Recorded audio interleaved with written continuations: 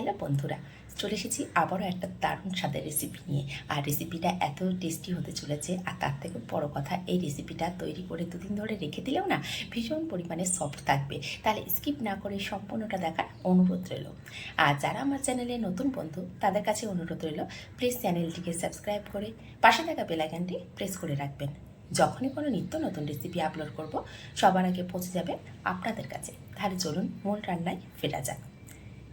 সবার হাতের কাছে কিন্তু মেজারিং কাপ থাকে না, সেই জন্য আমি হাতের কাছে থাকা বা বাড়িতে থাকা যে ছোট বাটি থাকে সেগুলো কিন্তু সবার হাতের কাছে থাকে, সেটাকেই মেজারিং কাপ হিসেবে ব্যবহার করতে পারেন। তো এখানে প্রথমে একটা বড় বোল নিয়ে নিয়েছি, আর এখানে ছোট একটা হাতের কাছে থাকা স্টিলের বাটি নিয়ে নিয়েছি। সেই বাটি মেপে এখানে আমি দিয়েছি হাফ কাপ টক দই, আর দিয়েছি স্বাদ অনুযায়ী লবণ, আর 1 চামচ চিনি। এখানে দিয়ে দিলাম 1 চামচ তেল, দিয়ে সমস্তটা খুব ভালো করে মিশিয়ে নিচ্ছি। আর এখানে একটা কথা বলে রাখি, যদি টক দইটা প্রচুর পরিমাণে টক হয় সেক্ষেত্রে চিনির পরিমাণটা আরও 1 চামচ বাড়িয়ে দেবেন।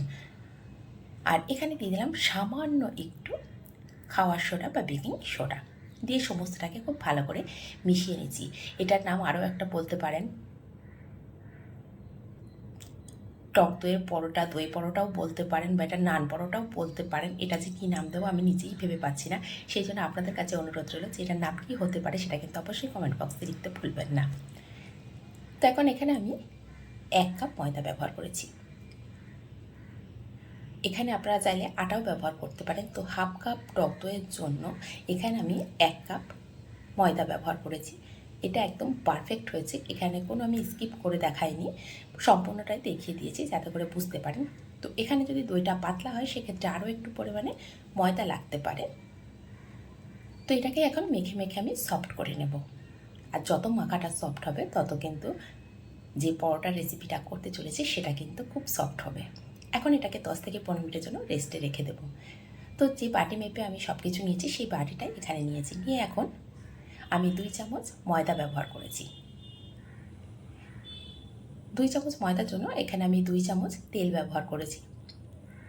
আর এটা রান্নার যে কোনো তেল হলেই হবে, তবে সর্ষের তেলটা দেবেন না, এতে করে একটা ফ্লেভার চলে আসবে।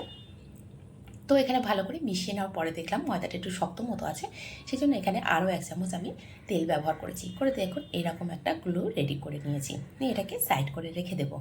আর এদিকে আমার 15 মিনিট হয়ে গেছে, আর আগের থেকে কিন্তু আটাটা অনেকটাই সেট হয়ে গেছে, বা আগের থেকে অনেকটা সফট হয়েও গেছে। এখন এটাকে আবারও খুব ভালো করে হাত দিয়ে একটু মিশিয়ে নেব। আর এই মাখানোর কাজটা যত ভালো হবে, যত সফট হবে না, এই পরোটা 2 থেকে 3 দিন একদম সফট থেকে যাবে। তো এখানে আমি যে পরিমাণে ময়দা নিয়েছিলাম এটা থেকে আমি 1 কাপ ময়দা নিয়েছিলাম, সেটা থেকে 3টে আমার এখানে লেচি হয়েছে। আর যেহেতু পরোটা বানাবো সেই জন্য একটু বড় করে লেচিটা কেটে নিয়েছি, সেটা খেয়াল করলে দেখতে পাচ্ছেন। তো এখন আমি যে চাটু নিয়েছি আর এখানে একটা বেলুন নিয়েছি, নিয়ে আমি ভালো করে একটু তেল লাগিয়ে নিয়েছি, নিয়ে এইভাবে করে একদম বড় করে পাতলা করে বেলে নেব। তো প্রথমে একটু উল্টোপাল্টা করে এইভাবে বেলে নিয়েছি, নিয়ে এখন দেখুন একভাবে রেখে দিয়েছি, দিয়ে সেট করে চাটুটাকেই আমি ঘুরিয়ে ঘুরিয়ে বেলে নিয়েছি। আর কতটা পাতলা নিয়েছি সেটা তো দেখেই বুঝতে পারছেন। এখন যে গুলোটা আগে থেকে রেডি করে রেখেছিলাম না, সেই গুলোটাকে নিয়ে সম্পূর্ণ রুটির মধ্যে ভালো করে দিয়ে দেব। এতে করে কী হবে, ভীষণ সুন্দর একটা লেয়ার চলে আসবে। একবার হলো বাড়িতে কিন্তু এভাবে বানিয়ে দেখতে পারেন, যে রেসিপিটা এত টেস্টি। সবাই তো নান রুটি খেয়েছেন, কিন্তু নান পরোটা এইভাবে একবার হলেও বাড়িতে বানিয়ে দেখতে পারেন, যেটা কতটা টেস্টি হয়। তো এইভাবে আমি কেটে নিচ্ছি, আর কাটাটাকেও দেখতে পাচ্ছেন কীভাবে কেটেছি, একটু পিৎজা আকারে কেটেছি, আর এইভাবেই কেটে নেবেন। আর এখানে বলে রাখি, এই পরোটাগুলো না একদমই ফুলবে না, তার জন্য কোনো অসুবিধা নেই যে ফুলছে না বলেই সফট হবে না, সেটা কিন্তু একদমই না, এটা এমনিই সফট হবে।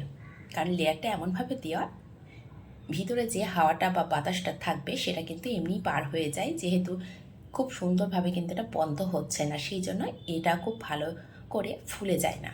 তো কিভাবে বন্ধ করেছি কথায় কথায় কিন্তু দেখিয়ে দিয়েছি, আবারও দেখিয়ে দেবো। দিয়ে এখন আবার একটা মোটা করে পরোটার মতো করে বেলে নিয়েছি।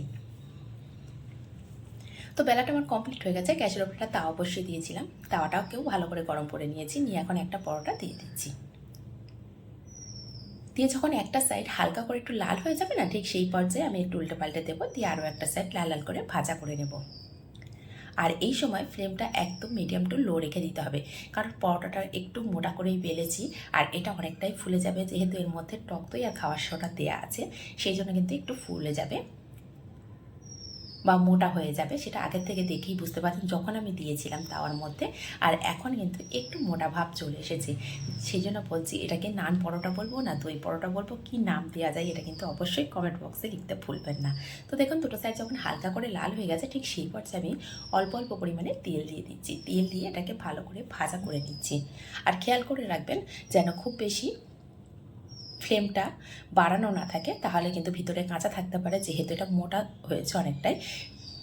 সেই জন্য একটু খেয়াল করে একটু মিডিয়াম টু লো ফ্লেমে রেখেই ভাজা করতে হবে। আর কালারটা দেখুন কত সুন্দর হয়েছে, আর দেখতেও ভীষণ সুন্দর হয়েছে, আর খেতেও ভীষণ সুন্দর হয়। একবার হলেও বাড়িতে বানিয়ে দেখতে পারেন। আর এটা 2 থেকে 3 দিন রাখার কোনো প্রয়োজন নেই, একদিনই যখন বানাবেন তখনই এতটাই টেস্ট হয় না, সবাই কিন্তু সঙ্গে সঙ্গে শেষ করে দেবে। তো আরও একটা আমি বলেছিলাম কীভাবে আমি পরোটাটা রেডি করেছি সেটা দেখিয়ে দেবো। তো এইভাবে কেটে নিচ্ছি পিৎজার মতো করে, আর একটার উপরে একটা লেয়ার আমি দিয়ে নিচ্ছি, আর নিয়ে এইভাবেই বেলে নিতে পারেন, কোনো অসুবিধা নেই। প্রথমটা আমি একটু হাত দিয়ে গোল করে নিয়েছিলাম, তাতে কোনো লাভ হয়নি যে খুব ভালো ফুলে যায়, সেটা কিন্তু হয়নি।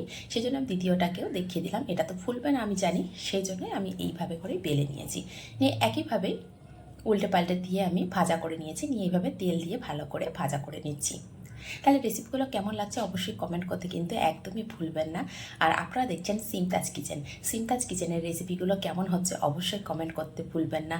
যদি ভালো লেগে থাকে তাহলে অবশ্যই চ্যানেলটিকে সাবস্ক্রাইব করে পাশে থাকা বেল আইকনটি প্রেস করে রাখবেন। যখনই কোনো নিত্য নতুন রেসিপি আপলোড করব সবার আগে পৌঁছে যাবে আপনাদের কাছে। তাহলে রেসিপিটা কতটা সফট আর কতটা সুন্দরভাবে হচ্ছে সেটা কিন্তু দেখেই বুঝতে পারছেন। আর এটা অনেকটা ঠান্ডা হয়ে গেছে বলে এখন আমি হাত দিয়ে একটু, তো হালকা যখন ঠান্ডা হয়ে যাবে না, 2 হাত দিয়ে এইভাবে একটু চেপে চেপে পরোটাটা দেখবেন অনেকটাই নরম হয়ে যাবে। এইভাবে রেখে দেবেন। দেখুন এইভাবে 2 রকম একদম আমি হাতের মুঠোর মধ্যে নিয়ে নিচ্ছি। এটা তো আর বলে বোঝানো যাচ্ছে না, কীভাবে নিচ্ছি সেটাও দেখিয়ে দিচ্ছি। তো এইভাবে নেবেন, এতে করে পরোটাটা না দীর্ঘ সময় ধরে একদম নরম থাকবে। আর কতটা সফট হয়েছে সেটা তো দেখে আর বলার কিছুই নেই, সেটা তো দেখেই বুঝতে পারছেন। তো এইভাবে সমস্ত পরোটাটা কিন্তু ভাজা করে রেডি করে নিতে হবে। আর এরকমভাবে রাখার জন্য না পরোটাটা অনেকটাই সফট হয়ে গেছে। আর দেখুন অনেকটা সেই ছেঁড়া পরোটা যেমন হয় ঠিক সেরকমও দেখতে লাগছে। দুই হাতের মধ্যে করে নেওয়ার পরে কিন্তু একদম ছেঁড়া পরোটা যেমন হয় ঠিক সেরকম দেখতে লাগছে। এটা যে কী নাম দেবো না আমি নিজেও ভেবে পাচ্ছি না। সেই জন্য একবার হলেও আপনারা কিন্তু কমেন্ট করে লিখে দিতে পারেন যে এটা কী নাম দেওয়া যায়, কারণ রেসিপিটা ভীষণ সুন্দর হয়েছে আর ভীষণ টেস্টি হয়েছে। হঠাৎ করে মনে হলো বানিয়ে নিলাম, যে রেসিপিটার কী নাম দেবো না সেটা বুঝে উঠতে পারছি না। আজ অনেক কদিন হয়ে গেছে বানিয়েছি, কিন্তু ঠিকভাবে ছাড়া হচ্ছে না ভিডিওটা। তাহলে আজ এই পর্যন্ত, ধন্যবাদ।